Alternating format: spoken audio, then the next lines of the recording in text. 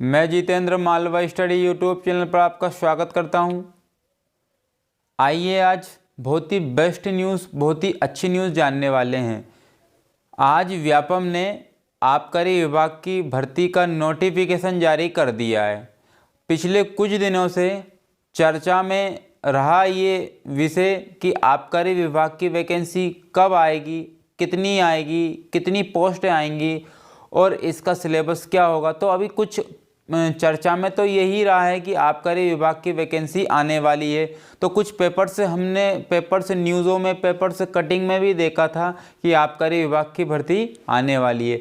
लेकिन आज वो शुभ अवसर आ चुका है कि व्यापम ने आज आबकारी विभाग की भर्ती का नोटिफिकेशन जारी कर दिया है। तो आपको मैं इस आबकारी विभाग की पूरी PDF आपको टेलीग्राम चैनल पर अपलोड कर दूंगा, तो आप वहां से डाउनलोड कर लीजिएगा। तो मैथ्स बाय जितेंद्र नाम से टेलीग्राम पर सर्च कीजिएगा, आप वहां पर आप पाइएगा कि ये इसकी PDF वहां पर अपलोड हो रही होगी। तो आप भी उसको क्या कर लीजिएगा, डाउनलोड कर लीजिएगा। तो मैं अगर बात करता हूं कि इस आबकारी विभाग की भर्ती में हम आज इस वीडियो में क्या क्या जानेंगे। सबसे पहली बात तो हम इसका क्या जानेंगे, प्रारंभ तिथि क्या है भाई, आवेदन कब से डलेंगे, और उसके बाद में अंतिम तिथि क्या होगी, इसकी अंतिम तिथि क्या होगी। और उसके बाद में हम देखेंगे कि भाई इसकी जो शैक्षणिक योग्यताएं क्या होंगी। दूसरी बात हम देखेंगे इसका सिलेबस क्या होगा। तीसरी बात हम देखेंगे कि इसके सिलेबस के साथ साथ इसकी पोस्ट कितनी है। तो ये सारी जानकारी आज इस वीडियो में मैं आपको देने वाला हूँ। और उसके बाद में इस वीडियो के अंत में मैं आपको इसकी यानी कि आबकारी विभाग की जो भर्ती अभी वर्तमान में आई है, जिसके विषय में मैं वीडियो बना रहा हूँ, तो उसकी भी हम तैयारी किस प्रकार से करें, तो वो मैं रणनीति आज आपको बताने वाला हूँ। तो आपको अगर इस रणनीति से तैयारी यदि करना है और इस बार 2023 में सिलेक्शन लेना है, तो 23 में सिलेक्शन लेने का क्या है, एक शुभ अवसर आपको प्राप्त हुआ है। क्योंकि इस 2023 में वैकेंसियों की बहुत ज़्यादा भरमार है, क्योंकि 2023 में विधानसभा के चुनाव है और 2023 में 2024 में लोकसभा के चुनाव है। तो इस वजह से क्या है कि हमारी केंद्र सरकार भी वैकेंसियों के ऊपर वैकेंसियाँ दी जा रही है और देती जा रही है, और हमारी व्यापम भी क्या देगी, वैकेंसियों के ऊपर वैकेंसियाँ देगी। जिस प्रकार से अभी आबकारी विभाग में आपने भर्ती देखी, उसी प्रकार से आप पटवारी की भी देखोगे, उसी प्रकार से आप MP पुलिस कांस्टेबल की भी देखोगे, उसी प्रकार आप SI की भी देखोगे आप। तो इस प्रकार से वैकेंसियों के ऊपर वैकेंसियां अब आपको मिलने वाली है। यानी कि 2023 हमारा गोल्डन चांस है सिलेक्शन लेने का, सरकारी नौकरी प्राप्त करने का। तो आइए इस वीडियो के बारे में अब जानकारी प्राप्त करते हैं। तो इसमें क्या क्या आने वाला है देखते हैं। तो सबसे पहली बात तो यदि मैं बात करता हूं इसकी प्रारंभ तिथि क्या है भाई, अगर हम फॉर्म डालेंगे इसमें तो प्रारंभ कब से होगा इसमें, तो प्रारंभ की तिथि देख लेते हैं हम। किसकी तिथि देख लेते हैं, प्रारंभ की तिथि देख लेते हैं। प्रारंभ कब से होगा, ठीक है ना, प्रारंभ। तो प्रारंभ ये हो रहा है, इसके आवेदन डल रहे हैं 10 दिसंबर से डलेंगे 2022। तो 10 दिसंबर से भैया क्या इसके आवेदन डलना शुरू हो जाएंगे। और इसकी अंतिम तिथि क्या रहेगी, इसकी अंतिम तिथि क्या रहेगी, तो इसकी अंतिम तिथि रहेगी 24 दिसंबर।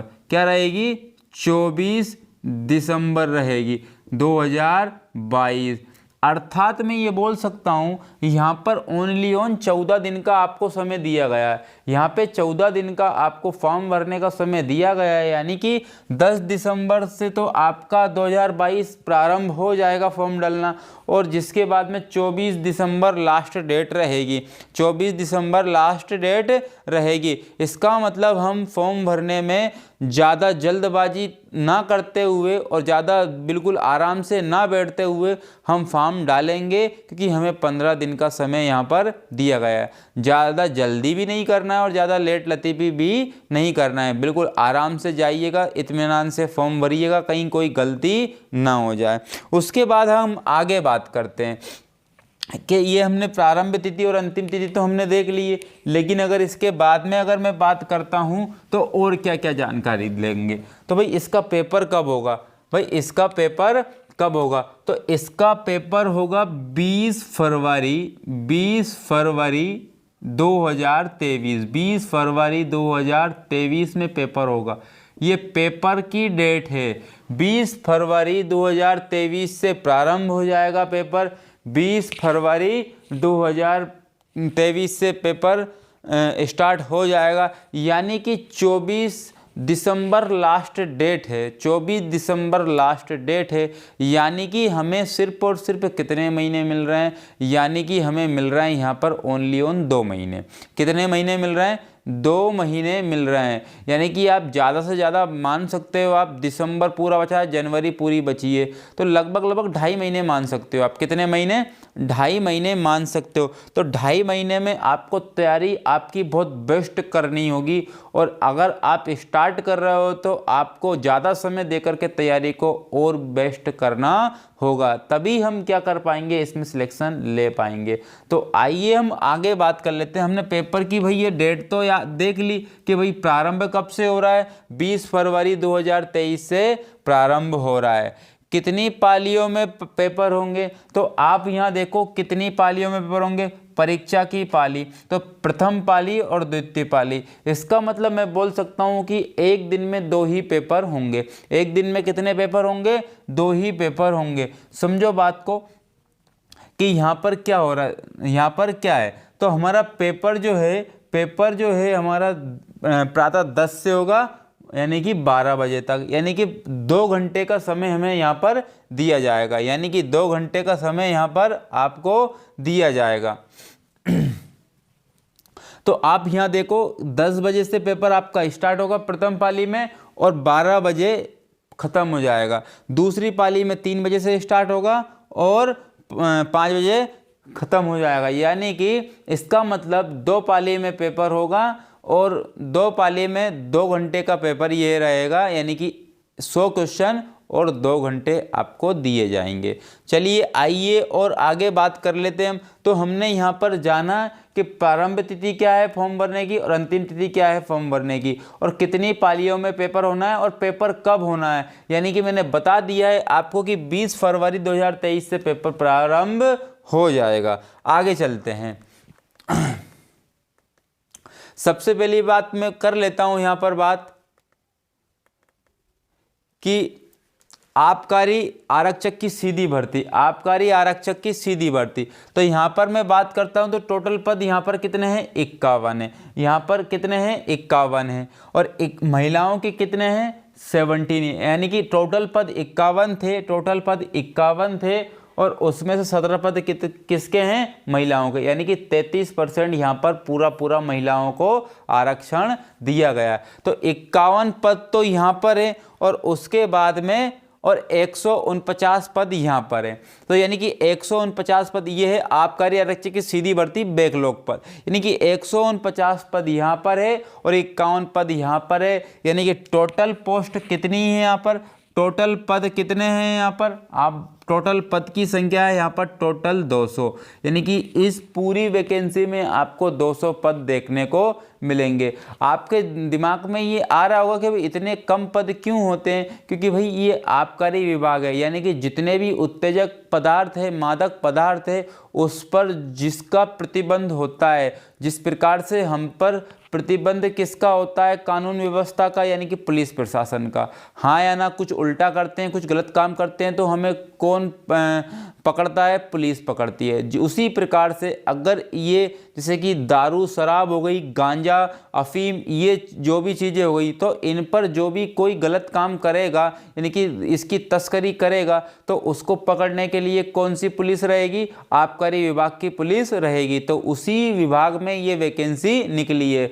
तो वहाँ पर क्या होता है, पदों की संख्याएँ कम होती है, लेकिन 200 पद फिर भी बहुत ज़्यादा हैं। 200 पद तो भरे जाएंगे, कोई ना कोई 200 तो ज्वाइनिंग लेंगे, तो उसमें से क्यों नहीं हम एक पद एक सीट हमारी ही होगी। तो देख लेते हैं क्यों एक सीट, इतने कॉन्फिडेंस के साथ क्यों बोल रहा हूं मैं कि भाई एक सीट हमारी होगी। इसलिए बोल रहा हूं क्योंकि इसकी एक रणनीति रहती है, इसकी एक क्या रहती है, आधारशिला रहती है, इसका एक बेस रहता है। धीरे धीरे धीरे स्ट्रेटेजी के साथ में, रणनीति के साथ में हमारे टारगेट तक, हमारी मंजिल तक कैसे पहुंचा जा सकता, मैं आपको बताऊंगा। वो ऐसा क्यों बोल रहा हूं, क्योंकि आपने कांस्टेबल का पेपर तो दिया होगा, कांस्टेबल का पेपर तो दिया होगा। जब हम सिलेबस देखेंगे तो आपको खुद ब खुद पता चल जाएगा कि कितना आसान है इसमें सिलेक्शन लेना। तो टोटल पोस्ट कितनी हो गई, 200। टोटल पोस्ट कितनी हो गई, 200। तो हमने पेपर को भी देख लिया भाई, 20 फरवरी को पेपर स्टार्ट हो जाएगा,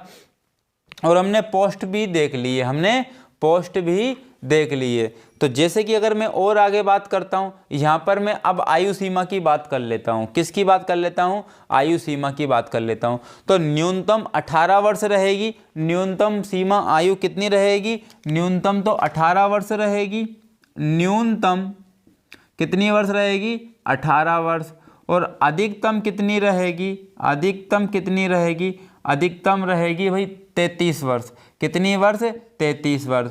और कैटेगरी वाइज 5 वर्ष का यहाँ पर आपको क्या मिलेगा, अतिरिक्त छूट मिलेगी, प्लस 5 वर्ष अतिरिक्त क्या मिलेगी, आपको छूट मिलेगी भाई। ST SC OBC, तो इन जो कैटेगरी है, ये जो कैटेगरी है, इनको कितने वर्ष छूट मिलेगी, 5 वर्ष, यानी कि 38 वर्ष इन कैटेगरी के लिए लास्ट एज है, यानी कि 18 से स्टार्ट होगी और लास्ट आयु सीमा कितनी होगी, 33, जिसमें क्या होगा, 5 वर्ष का आपको कैटेगरी वाइज क्या मिलेगा, कोटा यानी कि आरक्षण मिलेगा। तो और आगे बात कर ली जाए, और आगे बात कर ली जाए